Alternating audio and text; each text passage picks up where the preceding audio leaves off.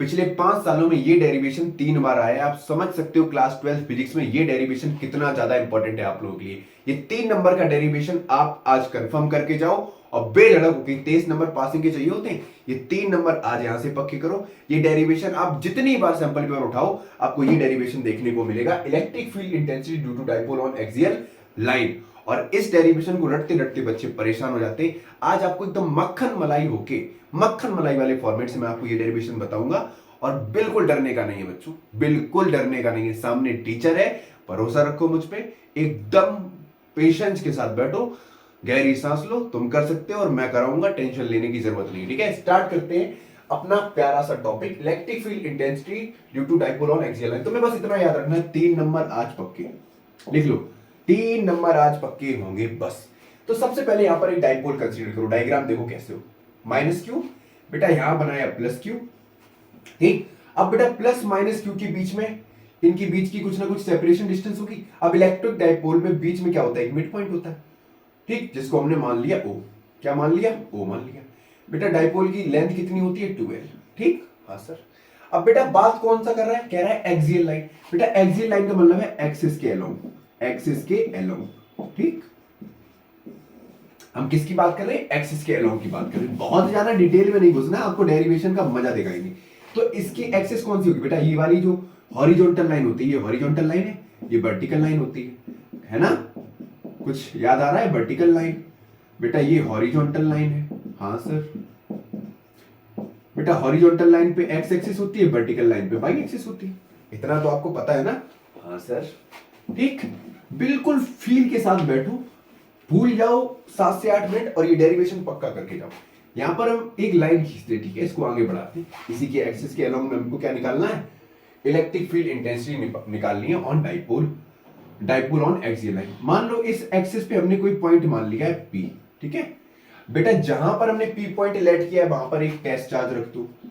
Test charge generally कैसा होता है, पॉजिटिव होता है। कैसा होता है, पॉजिटिव चार्ज होता है। टेस्ट चार्ज मतलब चुन्नू सा चार्ज, बहुत छोटे से चार्ज को हम बोलते हैं टेस्ट चार्ज। यहां तक बात समझ में आई, ठीक। बेटा ये पूरी लेंथ कितनी है, 12 है, मतलब माइनस क्यू से, बेटा माइनस क्यू से प्लस क्यू की जो लेंथ है वो कितनी है, वो है 12, ठीक है। तो बेटा ये माइनस क्यू हमने ए पॉइंट पे लिया और ये वाला पॉइंट बी पॉइंट पे लिया, ठीक है, हाँ सर।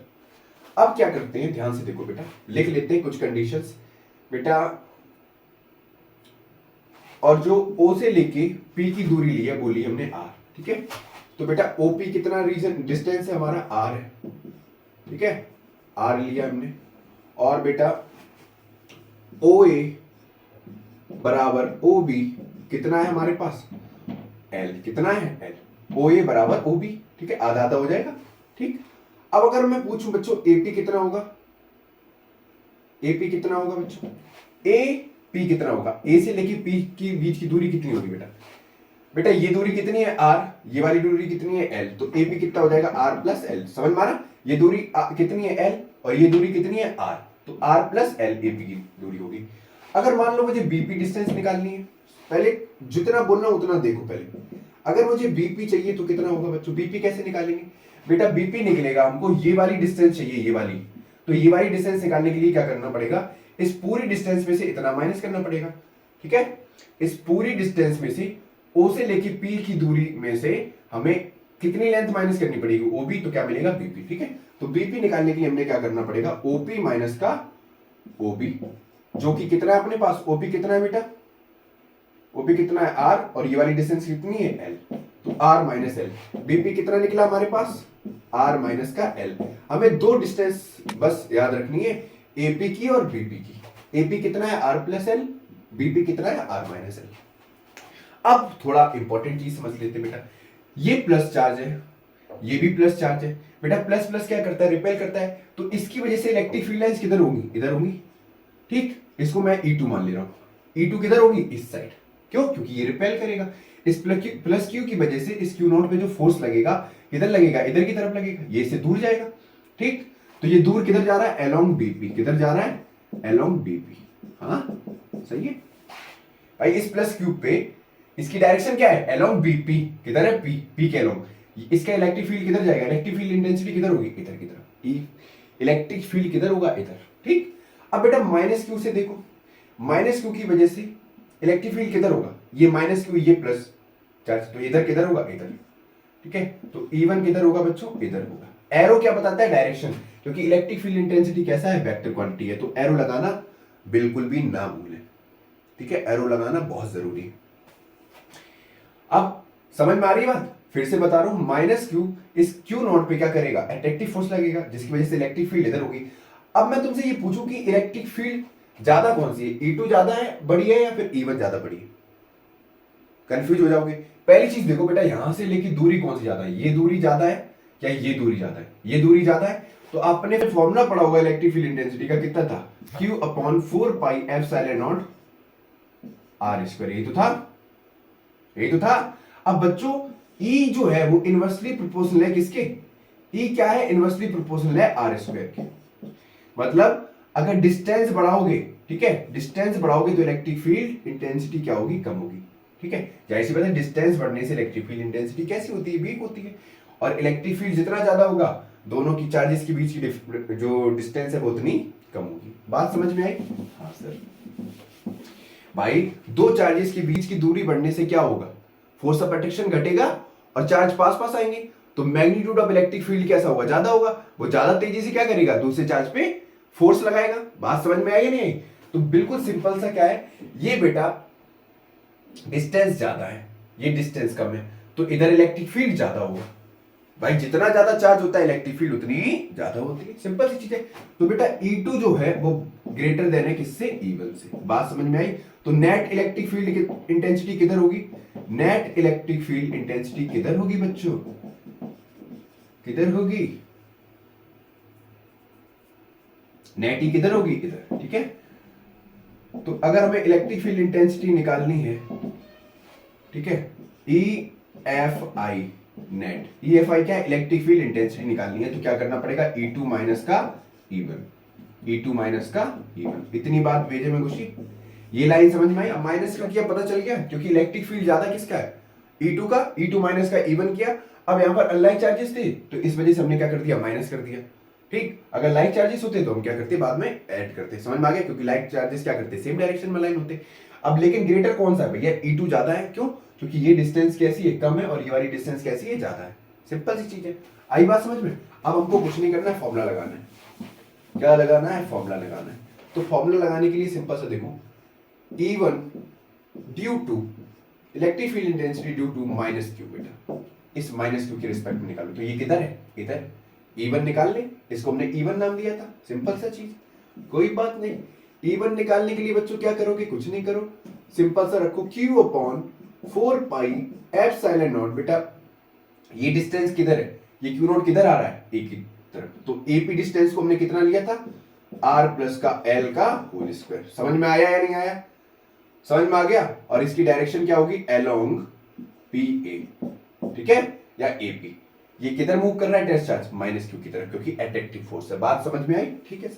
सिमिलरली ऐसे ही अगर हम E2 निकालेंगे तो कितना आ जाएगा बच्चों, Q/4πε0। Q थोड़ा अच्छा बनाते हैं आप लोगों के लिए, Q/4πε0। बेटा नीचे डिस्टेंस कितनी थी, BP।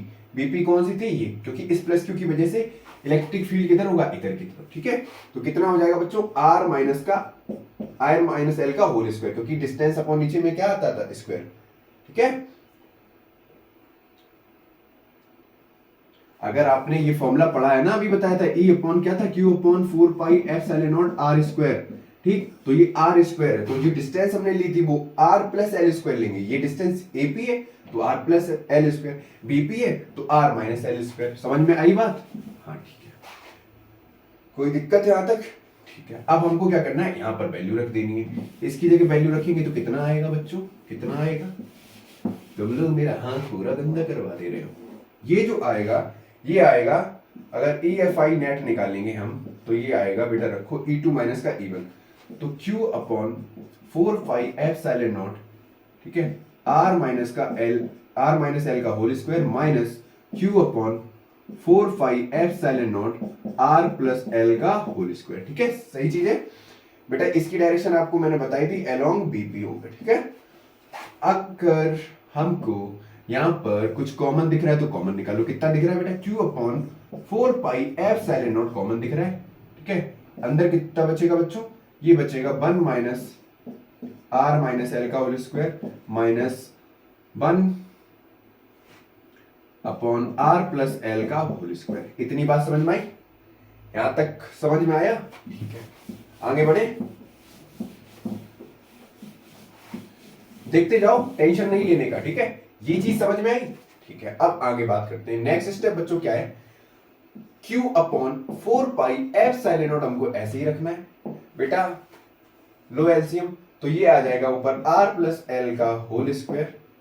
ठीक है, अपॉन में ये माइनस रहेगा और ये आ जाएगा r माइनस एल का होल स्क्वायर, और नीचे सेम एज इट इज कितना है? r माइनस एल का होल स्क्वायर और r प्लस एल का होल स्क्वायर। ये तो आपको आता होगा भैया, ये तो पूरा मैथ चल रहा है। ठीक है, सेम चीज Q अपॉन 4π∈0, ये कितना आ गया बच्चों?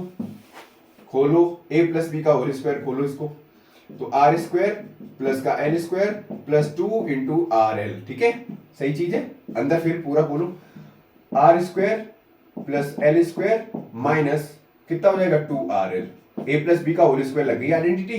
हाँ सर, समझ में आ गया। नीचे r माइनस एल का whole square into R plus L का होल स्क्वायर। ठीक है, बिल्कुल बेसिक से चल रहे। अभी हम माइनस के साथ छेड़खानी नहीं करेंगे, अभी काटेंगे अच्छे से। दुनिया अपना काट रही है, हम इनका काटेंगे, है ना? सॉरी। ठीक है, 4π Q अपॉन 4π∈0, ये देखो खोलो bracket, R square as it is plus L square plus 2RL, ऐसे ही रहने दो बेटा। माइनस अंदर जाएगा, ये माइनस अंदर जाएगा तो माइनस आर स्क्वायर, इसके साथ माइनस एल स्क्वायर, ये माइनस माइनस प्लस हो गया तो 2RL। ठीक है, नीचे r माइनस एल का whole square, r plus L का होल स्क्वायर। इतनी बात समझ में आई? ठीक है बेटा, इधर बढ़े। ठीक है, मैं थोड़ा अच्छे से रब करती हूँ, मेरा हाथ गंदा करती है आप लोगों ने।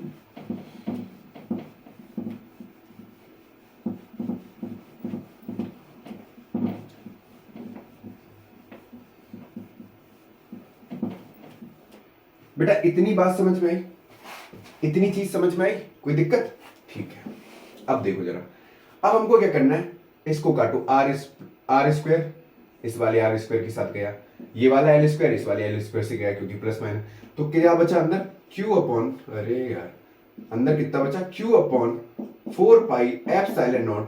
ठीक है, ये कितना हो गया? 2RL प्लस का 2RL कितना हो गया? 4RL अपॉन में, करो इसको सॉल्व, ये आएगा बच्चों। देखो ये अगर इसको भूल जाओ ऊपर वाले स्क्वायर को, तो a plus B A minus B, देखो ऐसे ही दे रखा है, ये a माइनस बी, ये दे रखा है a प्लस का b। ठीक, तो a minus B A plus B क्या होता है बच्चों?